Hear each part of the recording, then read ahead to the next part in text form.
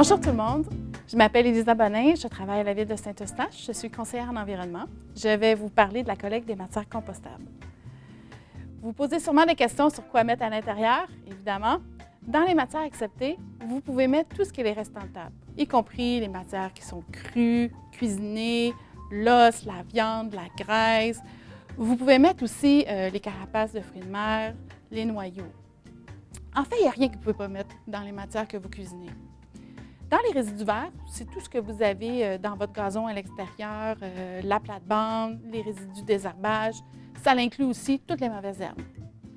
Dans les papiers carton souillés, la boîte de pizza ou quand vous faites livrer du Saint-Hubert, vous pouvez le mettre à l'intérieur du bac. Ça comprend aussi les essuie-tout, les Kleenex aussi, même avec plein de microbes, sans problème. Dans les refusés, on va parler des liquides, des RDD, des matériaux de construction-rénovation. Vous avez aussi toutes les matières recyclables, qu'on veut qu'elles soient dans le bac bleu et non dans le bac brun. Ça inclut aussi, comme je disais, les liquides, des sacs de plastique aussi. Le sac de l'aspirateur non plus, vous ne pouvez pas le mettre à l'intérieur. Il y a 3 questions très simples à se poser pour savoir si vous pouvez mettre ou non ces matières-là dans le bac. Vous avez, est-ce que c'est un aliment qui se mange? Est-ce que c'est un papier carton souillé? Ou est-ce que c'est un résidu vert? Si vous êtes capable de répondre oui à une de ces questions, alors vous pouvez le mettre à l'intérieur du bac brun. Dans le cas contraire, vous le mettez au déchet ou au recyclage. Dans les recettes pour bien composter, à la maison, je vous conseille de toujours mettre vos restants de table à l'intérieur de votre mini-bac de cuisine et de le vider régulièrement dans votre bac brun. Vous pouvez aussi alterner les couches à l'intérieur de votre mini-bac de cuisine avec un papier journal ou vos restants de table. Vous faites un peu le principe de la lasagne. Une couche sèche, une couche humide. Vous faites la même chose à l'intérieur de votre bac brun.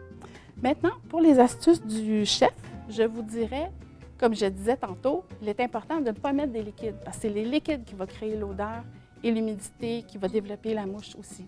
Vous pouvez laver régulièrement votre mini-bac de cuisine, à tous les jours si vous le voulez, et aussi vous pouvez le mettre dans le lave-vaisselle. Votre bac brun, vous pouvez le laver avec une solution eau avec du vinaigre ou un savon doux. Régulièrement, comme ça l'aide à ce que votre bac sente moins à l'intérieur.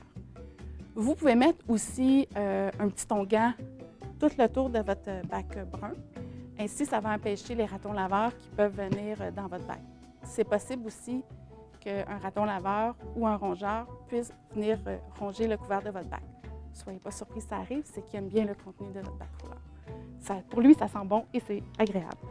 Je vous dirais, comme tantôt, je rappelle aussi, c'est important, alterner les couches, c'est vraiment la clé du succès à l'intérieur de votre bac roulant. Vous pouvez faire aussi des papillotes de vos matières avec du papier journal. Ça va aider beaucoup au niveau des odeurs. L'autre truc aussi, vous le faites si vous le voulez, vous pouvez congeler vos matières qui sont plus odorantes. Vous faites un pâté de homard, il est certain que même dans votre bac à déchets, ça va sentir mauvais. Fait que laissez un petit peu de place dans votre congélateur, congélez et sortez la journée même de la collecte. Ça, c'est un bon truc. L'hiver, c'est possible que les matières gèlent dans l'intérieur de votre bac et que ça colle dans les parois et que ça empêche la collecte de se faire. Le truc, c'est évidemment, comme je disais tantôt, on ne met pas de liquide. On peut mettre à l'intérieur du bac un papier carton ou des circulaires dans le fond qui vont empêcher que les matières collent. Ou sinon, les journées qui font un petit peu plus chaud l'hiver, vous pouvez le mettre au soleil ou vous le mettez à l'intérieur de votre garage. C'est un autre petit truc supplémentaire que vous pouvez penser.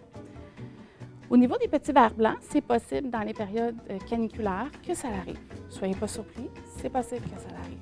Vous pouvez vaporiser avec du vinaigre votre contenu de votre bac. Ça va empêcher les matières, pas les matières, mais les petits verres blancs de se faire dans votre contenu de bac.